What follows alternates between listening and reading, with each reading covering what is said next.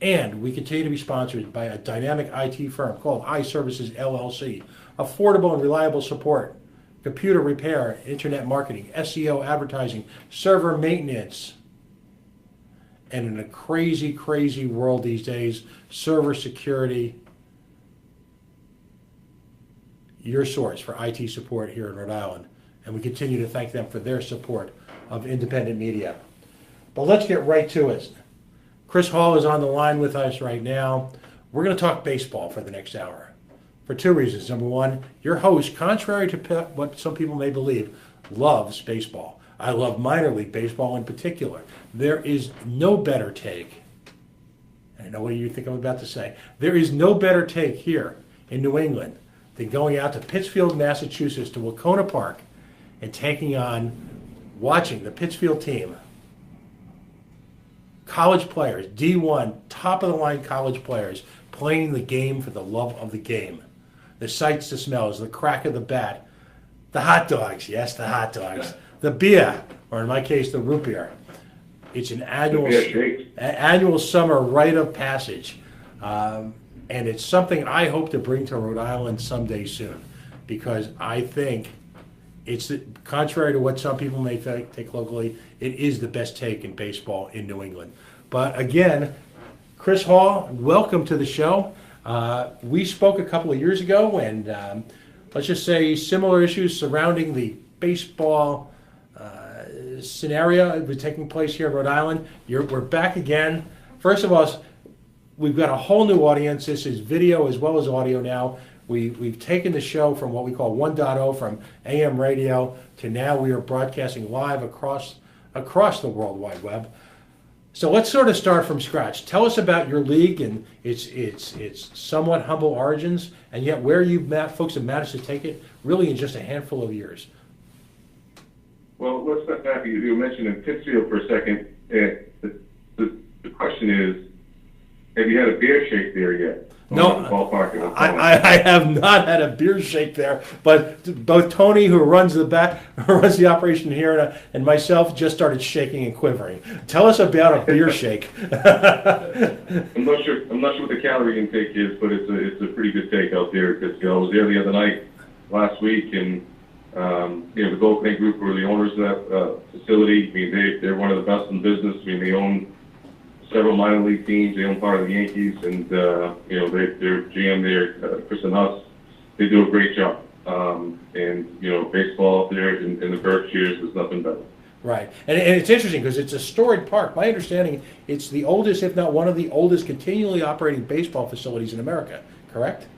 Yes, and also we almost had one there the other day when I was there, but we still have sun delays. Absolutely, the sun sets in center field.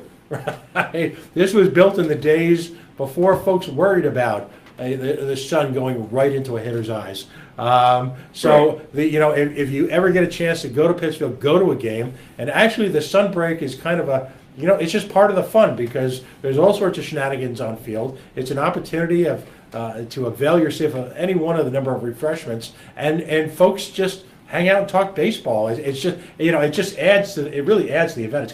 It's kind of like an intermission back in the old days at the movie theater. It's part of just the big picture that is Pittsfield baseball. But now Pittsfield is just one of a handful of your franchises.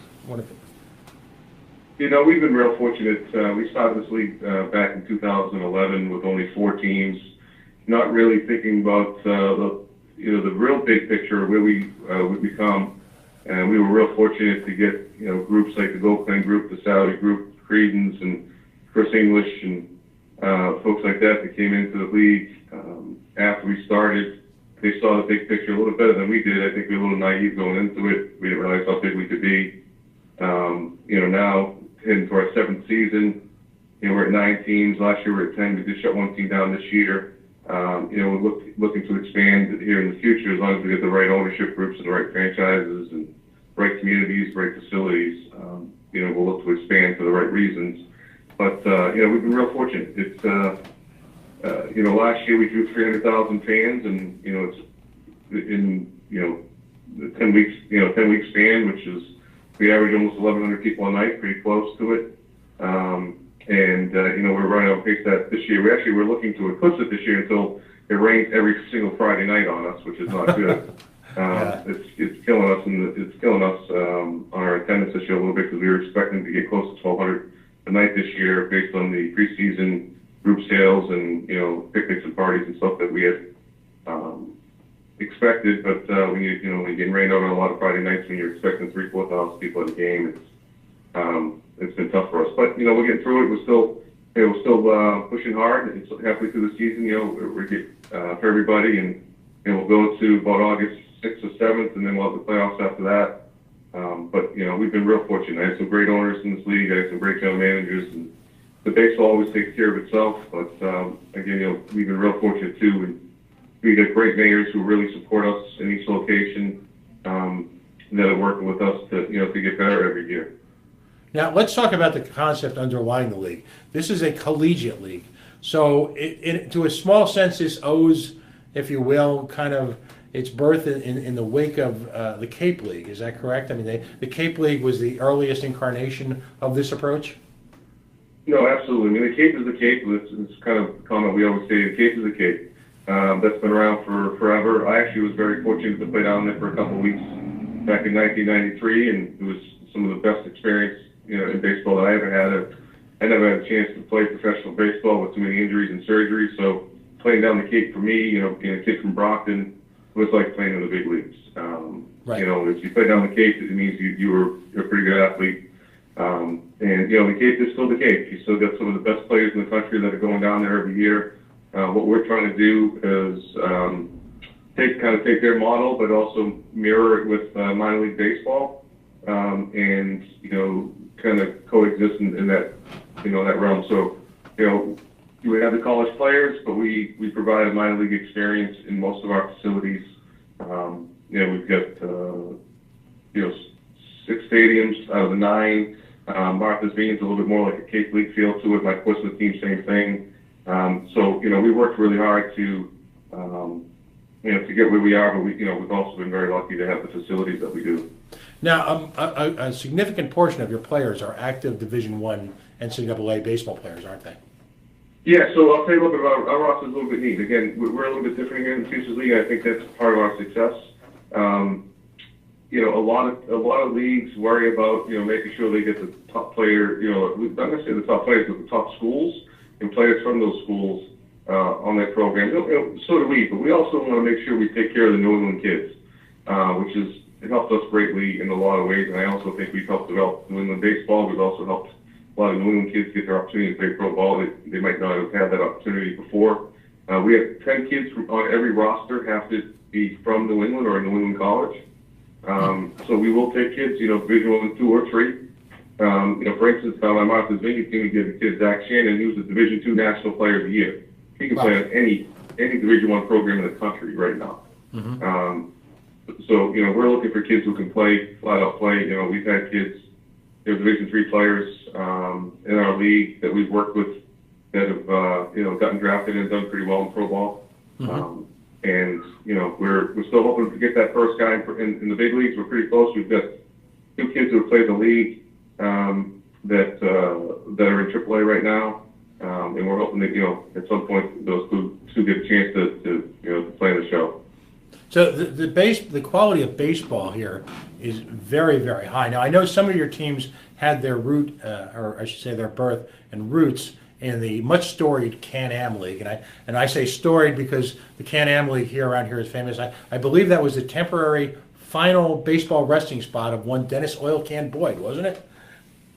Yes. So I can tell you a quick story about Dennis. So Dennis did play for Brockton in the Can-Am League, mm-hmm. And back in 2006, I was actually running the National Pride franchise in the Can-Am League, and Butch Hobson was my manager. And Butch and I, in the off-season, actually signed Oil Can Boyd to bring him in, and it lasted about 2 weeks in the off-season. He never even made it to spring training before we got into a disagreement about something, and Oil Can never made it back to made it back to the Can-Am League after that. But Oil Can, we did some things with him afterwards, some appearances, and he was great to have around. The fans really enjoyed having him. I was going to say, long before Manny being Manny, Oil Can was Well, oil can. You know, one of the unique personalities. And by the way, that's what's so great about college and minor league baseball, because you've got this incredible mix of young players on the rise. If it sounds like an everyday exercise in Bull Durham, there's a lot to that movie. There's a lot of truth to it, isn't there? You've got players on the way down who have tremendous wisdom and great experiences mixing with some of the rawest talent in American baseball. And it just creates this sort of unique environment that really speaks to the roots of the game, in my, again, personal opinion of the host here, far more than anything at the major league level. I think it's just the unadulterated sense of fun that's at a minor league, or in this case, a collegiate future league game, is just inescapable. I mean, it's just fun. You know, the baseball is serious, but it's minus a lot of the personal drama. You know, my experience watching your league's games is that everybody, no one mails it in. This is every kid, every player is playing the game of their life every night they walk on that field, because you've got pro scouts watching, you've got teams that work, there's a championship, there's an all-star game. It's everything you want in baseball, isn't it? You know, and I think that's one thing too. When you see that we have the 10 New England kids on every roster, and you'll find that probably some of our rosters have 15 kids, some have 20 kids from New England. You know, a couple things happen there. One, parents and girlfriends and friends and families, they all travel very well to come see you play. And when they see you play, you're going to play hard, right? So that's what our fans have liked. And I'll tell you right now, our fans are strong-willed fans. I mean, if I'm at a ballpark and an umpire makes a mistake, they're screaming at me, why do I have that umpire here in the league? They're jumping on me because they want to win. They want their home team to win. So it's got a little bit of an independent flavor to it as well. But yeah, our kids play hard. And if they don't, you know, I got 3 calls today from college coaches trying to get kids into the league. That if, you know, for some reason the kid doesn't want to play hard, just like pro ball, you know, you can find someone else to play because we get somebody else ready to, you know, jump in and take your spot. So, you know, we do work hard to make sure we get the great, you know, good kids. And, you know, these kids, just like the Cape League, have to stay in host families for the most part, which is always a tough thing to get every year. Host families is always an issue at every ballpark, not just ours, with most leagues. But, you know, it's the sense of community, you know, giving these kids an opportunity to play, get in front of pro scouts. And, you know, we're getting ready. Our All-Star game is on the 18th in Bristol, Connecticut. Plus, we're doing another game here coming up on Tuesday where we're playing Team USA. We're putting the prospect team together. We're going to play Team USA's National Collegiate team, you know, on Tuesday in Worcester. So, you know, we're trying to do all the right things. We're trying to showcase these kids as much as we possibly can. You know, we talk to scouts all the time. We're always trying to help kids, you know, get that opportunity to play professional baseball and chase that dream. And these kids for that summer really become part of the community, don't they? No, absolutely. Yeah. I mean, you know, we talk about some of the clinics that we do and some of the camps that we do. These kids love it. I mean, last night, I'll tell you, I was at Nashville last night.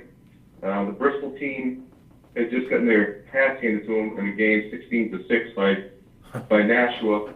And as they're walking off the field, there's 100 kids getting ready to run the bases, and it happens to be right in front of their clubhouse. And every single Bristol kid had a smile on their face, high-fiving those kids in the line, you know, sign a couple autographs for the kids, and you know, that's what it's all about. And you know, we're gonna try to promote this game. This game is in trouble a little bit across the board, and trying to get enough people to play the game so we can, you know, develop the fans and keep fans interested in what we're trying to do. And we're just trying to be part of it. We're trying to do our thing to give back as much as we possibly can.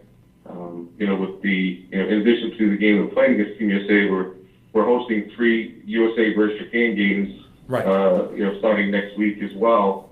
And you know, with those games, we're hosting in each community. We're going to be hosting free kids clinics for some of the nonprofits and inner city kids and inner city youth. Each city. So you know, try to get back and try to promote the game the right way. Well, and that just highlights how international the game has become. I mean, you know, it's no secret for a number of years that Japanese players have performed at the highest levels of Major League Baseball. And of course, in the last 15 or 20 years, you've seen the influx of just astonishing talent from the Dominican Republic and a number of the Central American countries. Baseball continues to evolve, continues to grow, and the internationalization of the sport just bodes so well for it in the long run. It is truly a melting pot sport, if you will, where folks from around the world can compete at the highest levels, where talent and character and hard work are the currencies of the realm, and all to the benefit of the fan. Again, this astonishing opportunity in New England and a number of cities throughout central New England. That's what's interesting to me about it. You're not just a coastal phenomenon, as are so many of these efforts. You've got teams literally throughout the heartlands of New England. Tell us about some of the franchises, and of course, the franchise closest to us and who's hosting one of these games this week is the Bravehearts, correct? Yeah, the Bravehearts are one of the top 10 summer collegiate programs in the country. They've done everything right. When the Tornadoes were there, they ran into a little bit of trouble the last couple of years, and when they were in the Can-Am League, took a year off, and then we jumped in there in 2014, and since then it's just been a whirlwind out there. Those guys have worked so hard, and our goal this year was to average over 2,500 people a night there. And for some collegiate baseball, it's really outstanding. They've had some games already. They've had 2 or 3 games over 4,000 or very close to 4,000 fans a game. And if it wasn't for some of this rain coming through and hurting, we'd be pretty close to that 2,500 number. I mean, right now they're averaging 2,100 a night, 2,120 actually, to be exact. Mm-hmm. But that's a franchise that is just run so well.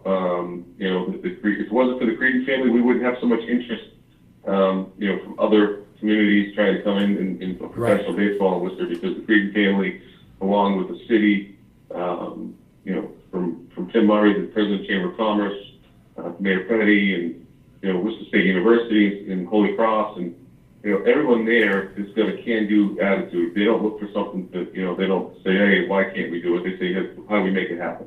Well, that's been like that since day one. And let's talk about ownership, because you alluded to it earlier in the show.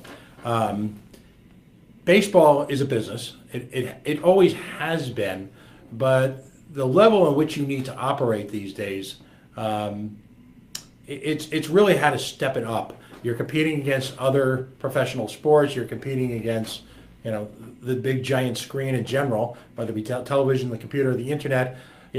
Folks in New England, we're blessed. There are other parts of the country where, baseball might be the only thing going on, but, you're competing against just a short distance away, literally the show, the Red Sox, one of the top baseball franchises in baseball history. You're competing against a host of other minor league teams, our Paw Sox. You've got teams up and down the 495 Beltway, if you will. And teams across Connecticut. Yet, you folks, largely on the strength of the league management and the individual ownership, continue to grow and crank out a quality product. Why do you think that is?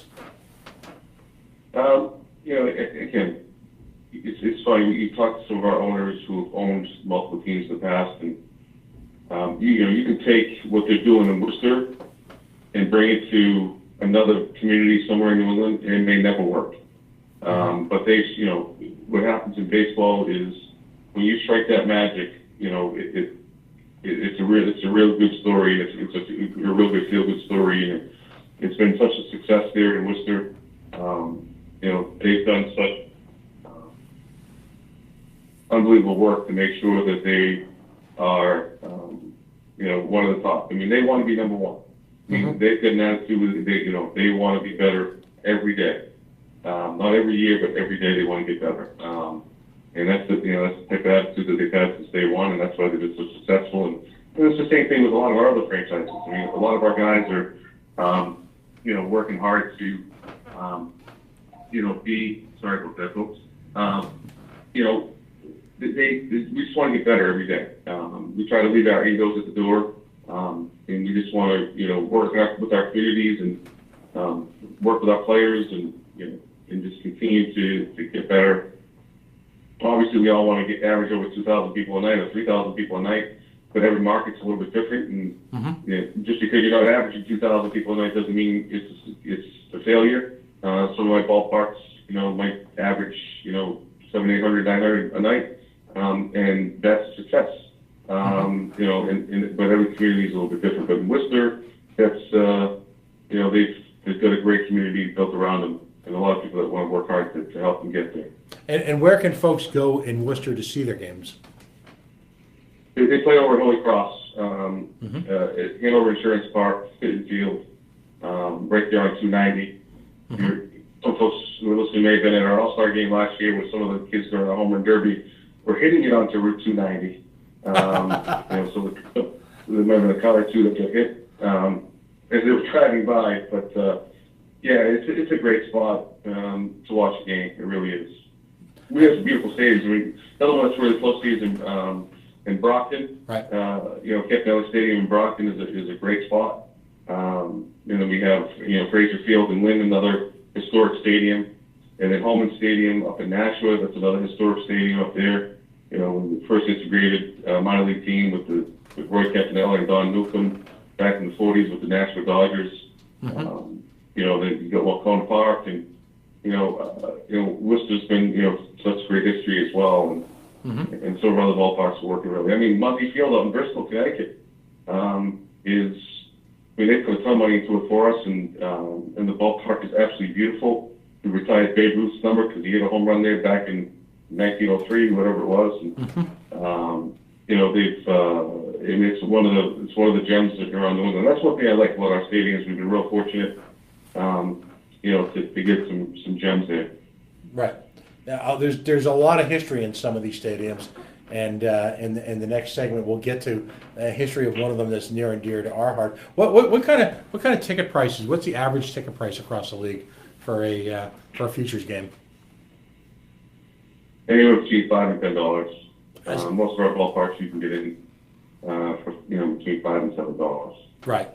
And in some kids, I mean, some of our ballparks, I know that, you know, 5 and under might be free for a kid, and you know, it's very reasonable. So this is, and my experience at Pittsfield is that the prices across the board. Now, again, I haven't had a beer shake yet, but the prices across the board. You know, a family of 4 or 5 can get away with you know, under $50 for a night.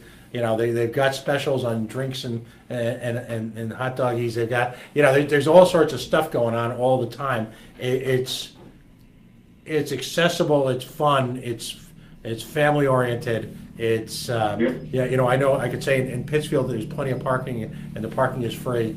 You know, it's and you've got a lot of the hallmarks of you know, upper level minor league baseball. Now, when I've been fortunate enough to go out to Pittsfield, you know, I'm sitting on the not on the field itself, but right up the first base line, watching fireworks on July 4th. That's a big tradition out there. So many of the stadiums or so many of the teams have their own special promotions going on, don't they? Yeah, no, absolutely. Yeah, every team, you know, has something going on all the time. You know, right on 4th of July, we had a lot of military appreciation nights, a lot of military coming up to the ballparks, and fireworks on Friday nights, although this weather's killed us a few times, so we've had to shut down the fireworks with the rain coming in on some of the ballparks. But, right. Yeah, I mean, you know, T-shirt giveaways, hat giveaways last night in Nashua, dollar draft night in Nashua last night. And that's one thing about us a little bit different than some of the other collegiate leagues here in New England, like the Delta Cape. I don't think they, you know, 7 of our 9 ballparks we can serve beer in, which makes it, you know, brings that minor league experience to it, and that, you know, professionalism to it a little bit. You know, and the 2 places I want to serve beer, my Portsmouth, New Hampshire location and Martha's Vineyard, those are the 2 places I can't serve beer. And if I did, I'd be packing the house every night. Those are 2 places that 2 places people want to have, you know, really do want to have beer.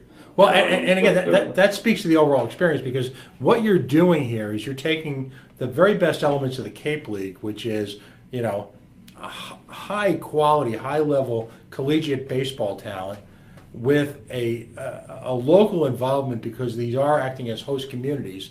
but you're planting them in minor league capable baseball facilities. So here's the key element. As an ongoing partner in the community, you're able to offer an experience really across the board.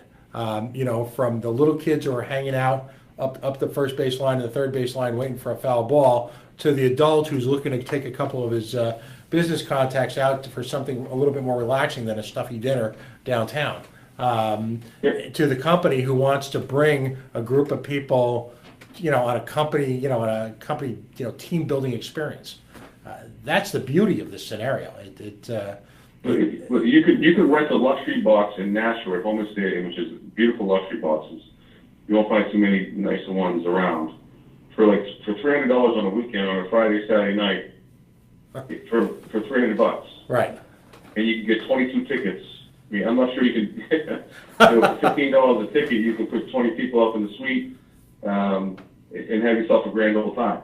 And right. It's you can't buy a ticket or buy it's going to cost you for two people. It's going to cost you over $300 to park and go to Fenway and have 2 beers and enjoy the night, which we're all going to do anyway. But for $300 you can bring 20 people.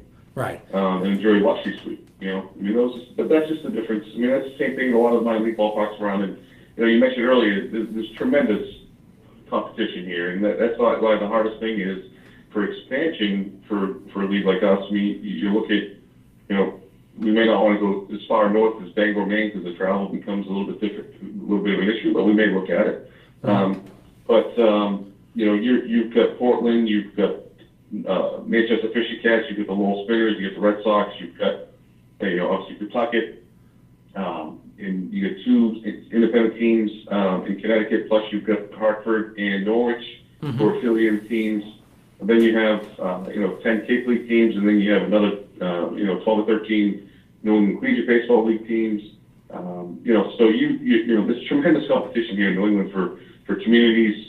And the fact that we have that many baseball teams in New England shows you how big our reach is. It's for the game of baseball and how many people love the game here in New England. Folks, if you're just joining us, Chris Hall, he's the commissioner of the Futures Collegiate Baseball League, is joining us. We're talking all things baseball. It is summertime. Normally, I would try to evoke memories or thoughts about the crack of the bat, the smell of hot dogs on the grill, the sound of beer coming from a tap. But I got to tell you, the beer shake thing has got me thrown tonight. I'm a little off my game because of that. But in fact, you are listening to the Coalition on the Worldwide Coalition Media Network, coalitionradio.us, facebook.com/the Coalition Radio, and of course on the mighty Twitter at coalition_radio. Chris, the scenario in terms of minor league and collegiate baseball has certainly exploded over the last few years. You'd have to harken back to the old barnstorming days, really, to see this much baseball being played on so many different levels in so many different cities here in the Northeast. You'd have to go back to the days of the Newark Bears, for example.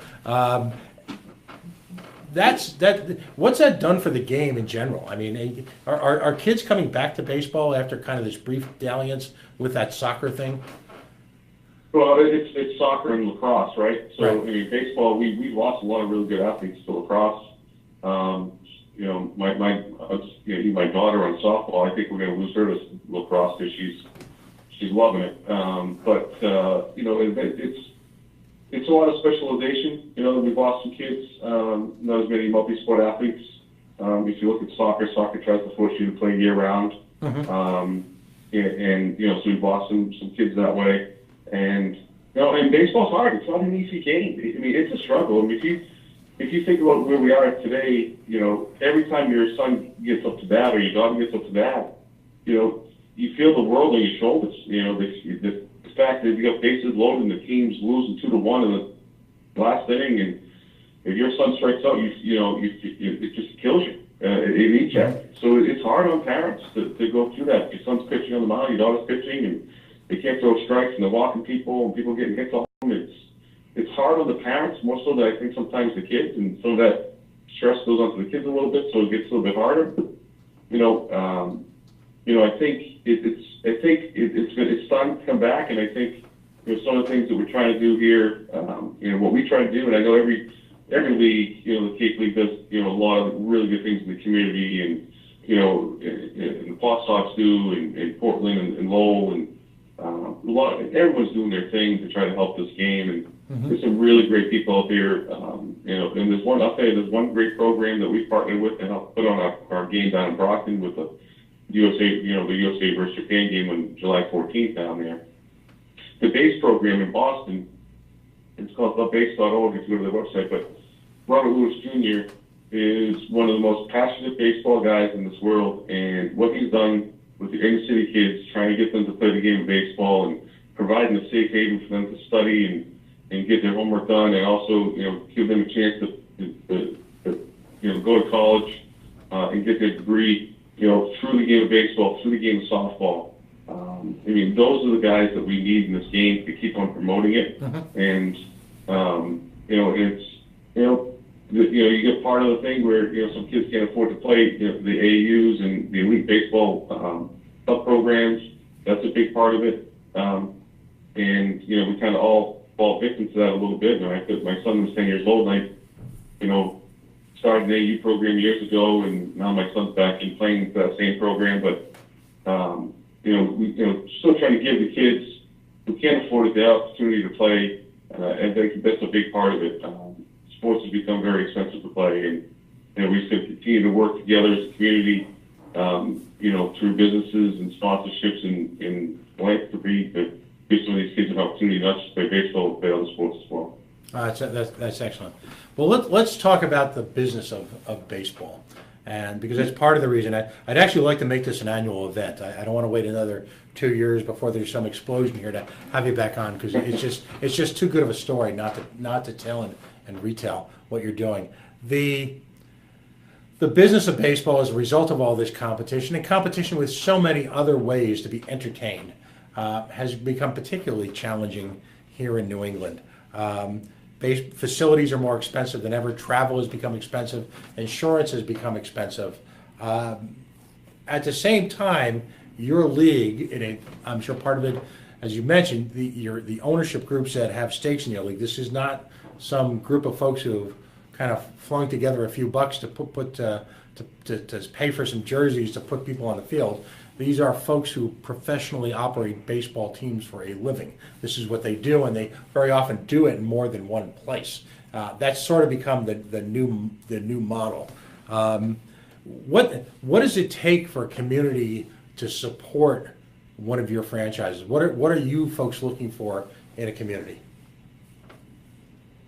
Well, every community is so different, and we try so hard, and it's never perfect, and we make mistakes all the time. But we're always looking for from the mayor, city hall, or town hall, town council, councilors or city councilors, to really understand that for the game of baseball, or to have a baseball team run the way we try to run it in your community. We're here to work with you. We're not here to make millions of dollars. We'd love to. But our goal is to break even, make some money, and really give back to the community. And the more we can do at a facility, I'll just give you, for instance, in Brockton, we've hosted a Brazilian rodeo, Brazilian consultation festivals. We hosted Big and Rich last summer. We even hosted Silk indoors in the indoor facility that we had over there. We're trying to bring. We've had wrestling events. We're trying to bring people into our communities.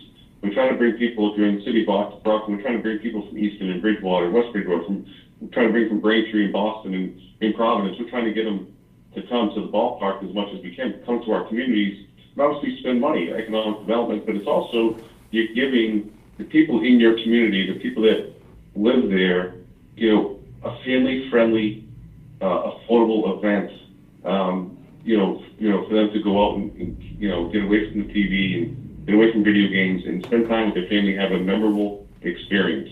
And that's what we're trying to provide. And I think when we do that, and when we get, mayors in cities and towns to get behind that concept, what always comes up, but sometimes minor league teams have had up and down relationships with their cities over the years. So sometimes when we go in, you know, we're going to a situation that has failed before, and we have to try to fix it. And then sometimes it takes years. There's some bad blood.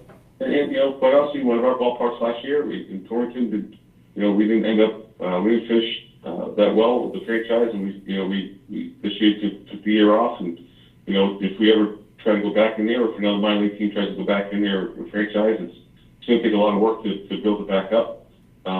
You know, it's not easy. I mean, running baseball teams, it's not easy. It's a year-round thing. You have to run. You can't just run for a couple months out of the year and just, like you mentioned earlier, just put some jerseys on and go outside and play baseball. You need to be able to, you know, work with communities and get your group skills going. You need to work on your, But by and your large, mascot community. I would say, but by and large, your league largely pays its own way, doesn't it? I mean, you folks are out there as an ongoing business. You're looking to rent or use municipal facilities, but you're largely a value add to the community, aren't you? Yeah, we absolutely feel that way. We absolutely feel that way. And you know, for instance, when I used to be the general manager of the National Private Can-Am League, you know, I remember someone brought to me one day from a sponsor. Well, actually, this company happened to not be a sponsor, but they were sending out materials with for people they were trying to recruit to come work for their company, talking about how they had a professional baseball team there and how the National Pride's been so great for the community. You know, they were using it as leverage to try to get people to come, saying, "Hey, look what we have in our community," which was shocking because they weren't even sponsored. They wouldn't buy a ticket to a game, but they were Right. using the using our what we can do for community. And you know, you talk to some real estate agents in that community, they'll tell you that they talk about how having a minor league team or professional baseball team in your community, they feel helps the real estate value and helps the buzz of the community. Right. But I mean, are you looking to these communities for a free ride? I mean, it strikes me just from my experience with Pittsfield is that you look for cooperation from municipality, and you know, help is never going to be turned away. But you guys are very entrepreneurial, aren't you? No, we are. And listen, we want to work with the communities. You know, we're leasing and renting facilities, for the summer, sometimes year round, and we're a tenant. They're the landlord, so we have to work together. Mm-hmm. But it's a good working relationship. We work together to what needs to happen in the ballpark. Mm-hmm. What needs to in order for us to draw people to the facility, we need the ballpark to be where it needs to be. But we also each one of my ballparks, I've had some ballparks that have got some things done recently, some upgrades, and they work with the community. They pay rent up maybe 2 or 3 years in advance, so that they need to do a project on the field or scoreboard or something like that. Right. In addition, if you look at most of my ballparks, we're not the only team that plays there. In Nashua, you've got the leisure team there playing, the high school teams will play there, Babe Ruth plays there, some of the colleges play there. So we're not the only tenant. So again, we try to work with everybody in the community to really, and again, you'll find this across every league, whether it's AAA, AA, Single A, independent ball, summer collegiate ball. No league is perfect. You take risks sometimes with some of your ownership groups. You take risks on some of your facilities. Mm-hmm. You take risks on some of the communities because you really want to try to make something work. Maybe you see something there. You see something there in the community that you really like, and you want to try to make it work the best you can. And you go 4 or 5 years, and then it just doesn't happen. Mm-hmm. But what I do is when I go to, I'm looking at expansion opportunities. I'll work with City Hall, the mayor's office, and they'll have every opportunity to interview and say yes, say no to the ownership group that I bring to them. Mm-hmm. There's been times that I've had to bring a couple different ownership groups to a community in order to get the right partnership, going to make sure we had everybody working together and everybody was able to get along and have the right deal in place for both parties. No, understood. Obviously where I'm leading to all of this is we've got a situation here in Rhode Island again where, and I'm going to speak for myself in this show, these are not the professed attitudes of my guest or the organization that he represents. I want to make that very, very clear. And for folks who listen regularly or watch the Coalition, both in my prior days on radio and now on the Go Local Live network, folks know that politically I'm very active, full disclosure, in opposing public subsidies to the stadium. My mission tonight is, A, to continue to promote a product I believe in and have enjoyed over the last few years, and that's, of course, the Futures League, but also to point out to folks that there are alternatives to the minor league professional baseball model that can operate at a very, very high level across New England, and actually does so in conjunction with a professional league management that is partnered with folks who actively run baseball businesses, in some cases across the country. Of course, that brings up, the question of McCoy, and this is a conversation Chris and I had a couple of years ago, and I, in a sense, I'm putting you a little bit on the spot, but should a facility open up in Rhode Island, and there's obviously a special sauce involved. You mentioned the magic. And there is an element of magic in this, because this is not just a business, this is also a love affair. It's like running a restaurant, and that's the analogy I'll draw. You must not only be highly proficient at running the restaurant, you've got to have that creative magic, that special sauce, if you will, that makes that restaurant go. And that's why there's some restaurants in this market that are very, very successful, have been with us for a number of years, and there's others that are run by well-meaning, highly talented people that sometimes just fade away. Would you like to have, if the circumstances are right, of course, a Futures League affiliate franchise here in Rhode Island? I would love to be in Rhode Island. I spent some time looking at some facilities in some communities late summer and fall. Mm-hmm. Just trying to find the right ballpark or right community.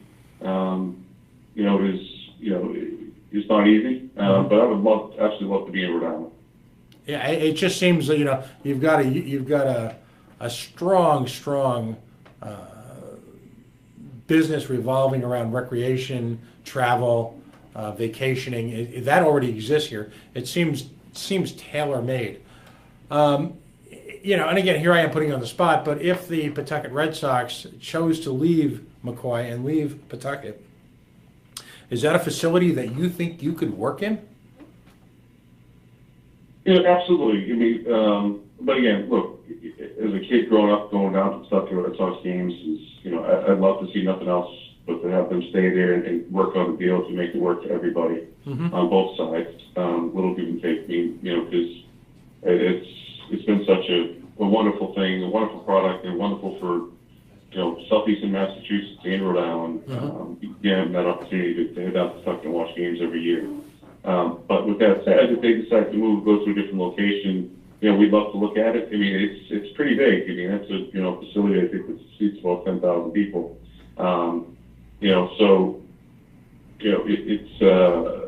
It's definitely a location. It's a definitely market I think would absolutely work in our league. But we'd have to take a look at making it work for us. I haven't been to the ballpark for a year or two, so I have to kind of get down and take a look at it again. I love supporting the Ball Sox. Right. But we just hopefully they find a way to make it work here. But if they don't, we'd love to entertain the opportunity. I'm sure we wouldn't be the only one looking at it. I'm sure some independent league franchises would be looking at it as well, which it's a little bit of a different product, paid to us, but I think we're a good option because we are running it like a professional franchise. There are other things that you can do at ballparks. Like I mentioned before, if you work with the community, work with the city, work together, and bring concerts and other events, you can use the ballpark not as an entertainment venue. Not just as a baseball. Right. There's a lot of different things that you can do. Right, and in fact, I had the luxury and the pleasure of having Professor Victor Matheson, ironically, at the College of the Holy Cross. I don't know if in your travels working within the Worcester sports community, I don't know if you've ever had an opportunity to sit with him. He manages to take the business of sports and economics and perform really what I consider a miracle. He makes it interesting, he makes it relevant, and he also makes it accessible for ordinary guys like me. So if you haven't met him, he should be on your short list to have a cup of coffee with, or maybe bring him a beer shake. Let's see how he feels about that. But the point being is that folks have talked about the baseball economy here in Rhode Island. And again, my words, not yours. The notion that somehow, if the Paw Sox choose to leave, and I'm with you. In my perfect world, and again, this is my opinion. In my perfect world, they go out there, they build their own stadium, and they live happily ever after, and they become heroes in the state of Rhode Island because they chose not to use the limited resources of a wonderful, yet some could say still economically challenged community and an economically challenged state to support them. I mean, if that of course is the holy grail. I don't know if that's possible, if that can happen now.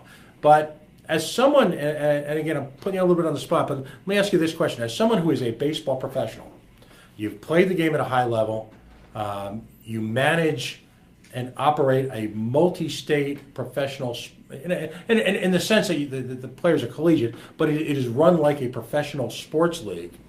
It's fair to say that, as I said in my tease to the show, yes, Virginia, baseball can still stay here in Rhode Island, can't it?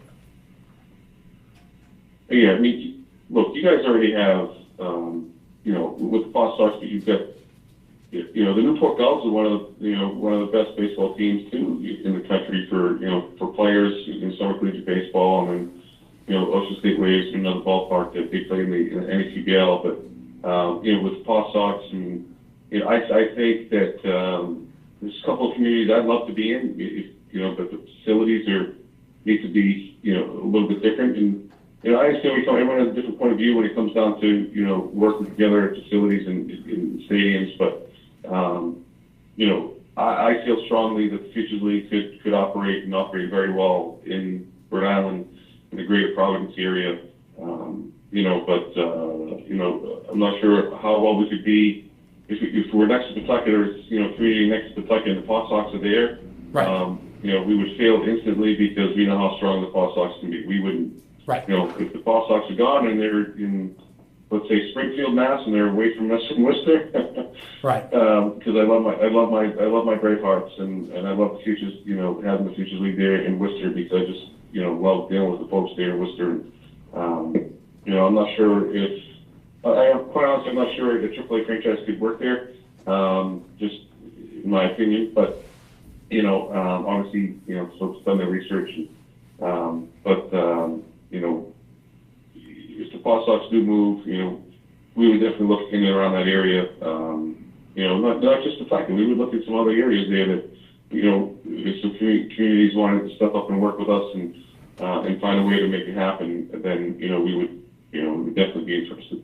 I'm using the words of a local talk show host when he talks about a baseball economy. If there, in fact, is a baseball economy in Worcester, is it fair to say that your league has played a very large role in helping develop it? I won't take that much credit. I would actually say that my ownership group in the city as a whole. Mm-hmm. I mean, I've been so fortunate there. We've been so lucky since day one. And I keep saying it, but they all work together, from City Hall to the Chamber of Commerce to the university and other universities that are there. It's such a can-do attitude, right, amongst all of them to do what's best for the city of Worcester. But the Creedon family has worked so hard for so many years there from their other business, which is the catering and event company and tent company that they have. That they've built up such great relationships, and their customer service is bar none. Everything, they worked so hard at the ballpark from Mr. Creedon, who doesn't have to work at a second of his life. He can sit back and watch a baseball game. He's inside the concession stand, cooking burgers and dogs and making sure that people get a good product. Right. He's sweating his butt off every night. They work so hard, and all their staff work so hard. And because of that, the fans have been really into it since day one. from what the Bravehearts have done, in my opinion, creating that baseball economy, you're bringing baseball back to life, but with the help of the city. There's no doubt in my mind that that's why other minor league ballparks, professional baseball teams are looking to the city of Worcester. Excellent. You alluded to it. Let's talk about something that's coming up this week. You alluded to it earlier in the show. You've got a very special series of games that are going to take place with folks from Japan and from the national futures, if you will, the national college baseball scene. Tell us a little about that, where it's going to be, the dates, how people can buy tickets. And folks, we put up a promotion on this on the website. When you look at tonight's show, we'll put up some more promotions on this on Facebook to give you an opportunity, because one of the games is going to be held in Worcester, isn't it? Give us a snapshot of what's going to happen this week with some pretty high level baseball. So first off, you should understand, Team USA and Team Japan. It's USA Baseball's collegiate national team. Yes, it's college players. It's top 24 college players in the country that are coming here. Same 24, the best players in Japan. Same thing coming here. These are your future major leaguers. These are your guys. If you look at some of the Red Sox that have played for Team USA in the past, the USA collegiate national team, Jackie Bradley Jr., Dustin Pedroia, Matt Barnes, David Price, Veritek, Garcia Parra, Strasburg played for them. The Red Sox first round pick this year, who's now playing for the Lowell Spinners, will probably be inducted soon. He was, he played for Team USA. These are the guys, the best of the best, some of college players in the country. So they're coming in to play Japan. So what we're hosting 4 games. One is the Future League versus Team USA on Tuesday night in Worcester over at Holy Cross, Insurance Park, Field, Tuesday night. You can get there early as well. Gates open early so you can watch BP. And then Thursday night we're hosting USA versus Japan again in Worcester at Holy Cross. And then Friday in Brockton, we're hosting with our friends from the base program, hosting Team USA in Japan. And then on Monday night, Game 5 of the series, we're in Nashville, New Hampshire. We're hosting Team USA in Japan as well. So literally, some of the players that you're going to see on SportsCenter, say 5, 6, 7 years out, are going to be playing the top talent in the world right here in Brockton and right here in Worcester. Fair statement? Absolutely, yep. And we're fortunate enough, there's actually 2 kids that are on Team USA, on that team, that have played in our league. One kid that played for Brockton last year, Bryce Tucker, University of Central Florida. And then for his second year in a row, he's on Team USA. Tim Cate, left-handed pitcher from the University of Connecticut. He played for our Bristol Blues team 2 years ago. Right. And you'll see that a lot of those kids, when they're done there, they'll, from Team USA, they'll end up going to the Cape as well. Right. So this is live. This is live. This is local. You can see it. In the case of Brockton, you're talking about a 20-minute drive, and you can see some of the best baseball outside the show, literally in the world this week. In addition, we're going to throw fireworks there on Friday night too in Brockton. Excellent. Do they have beer shakes in Brockton yet?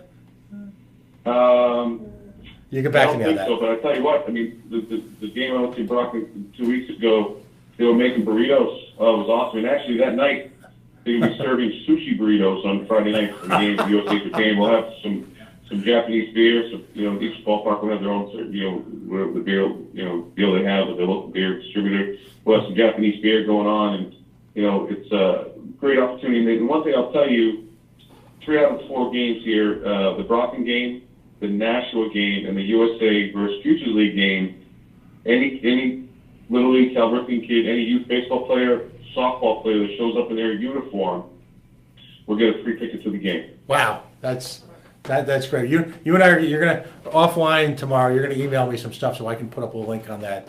That's outstanding. And again, that speaks to the kind of community commitment that a league like this can apply. We've only got a minute or 2 left, so I just want to focus on a league development. I believe it's this year, but you folks now in your league have a rather interesting approach to solving late inning ties. Now, I saw a couple of years a game in Pittsfield that I think it went 16 or 17 innings, and it was just great because those guys were again 14th, 15th inning, they were playing like, they were trying to get on Sports Center. Well, how do you guys end games now when you run into a late inning tie? Well, I'll tell you the reason why, before I tell you what we do, the reason why, one of the biggest reasons why we did it, there's two reasons why, but one of the big reasons why we did it is because pitching, our college coaches are shutting down their pitching after a certain amount of innings. They won't tell us when they're shutting them down sometimes. Mm-hmm. Halfway through the season, we're expecting that pitcher the whole season, they'll shut them down. So we have to reduce the number of innings that these kids pitch throughout the summer. Right. And we had a game last year where it went 21 innings. We had to split it over 2 days. Huh. And then all of a sudden being more than doubleheader the next time, by the time they finished that, they had another 9-inning game after that. Right. To play. So we really had to reduce that. Number one, if you look at what happens after the 9th inning or 10th inning of a baseball game, how many fans are there? It's down to, in any ballpark you go to, except for the Red Sox, you're down to a couple hundred, or if you've got 4,000, you're down to 1,000, or you're down to about 25-30%. Right. So what we have done is after the 10th inning, if the game is tied, we go to a home run derby. Excellent. And then the game is done within about 10 minutes. Right. And you've got some pretty, like I said, you've got some pretty spectacular young talent swinging for the fences, don't you? So I'll tell you just two quick stories. So in Lynn the other day, it was a very quick one. It was only 2-1. One team hit one home run, the other team hit two. Now you go to Pittsfield, okay, and it was Pittsfield versus Wachusett. They went to the home run derby. Wachusett is up first, and they get 3 minutes to hit home runs. You can have 3 players. You get 2 timeouts. You can have 3 players, and you get 30-second timeouts. You can do the same play for the entire time. You have them use his timeouts. However you want to do it. So Wachusett had Zach Tower come up from Franklin Pierce. He was transferred from UMass Lowell. He's from Auburn, Mass. He's now playing for the Wachusett team, which is in Leominster. He starts it off and hits 17 home runs in 2 minutes and 45 seconds. How do you do that? Over in Pittsfield. He did in Pittsfield. It was remarkable. It was crazy. Mm-hmm. And then, for the last 15 seconds, they put someone else in to hit for him, or 20 seconds, whatever it was. Mm-hmm. And then Pittsfield comes up, and I think they hit 5 or 6 home runs. Do you have that on tape? Did anyone? I think we do. I have to check with Pittsfield, but I believe they do. If you have that tape, send it to me. We'll put that up. That's just raw. That's as someone who I'll just betray my fandom for a second, who believes in sitting in the judges' chambers. That's just outstanding raw talent. Well, listen, again, as always, thank you for joining me tonight. We've been speaking with Chris Hall. He is the commissioner of the Futures Collegiate Baseball League. I know I always mix up the acronyms, but needless to say, it is an outstanding collegiate-based baseball league employing a significant amount of local talent, mixing in with baseball players from across the country, playing, I believe, beyond D1 baseball in local communities stretching as far west as Pittsfield, up to Nashua, down to southeastern Connecticut. Folks, they've got a special series of events going on next week. We will provide the links for that, where you can literally, in Brockton and in Worcester, see some of the finest baseball talent in the world right now. All in all, it's a hell of a package.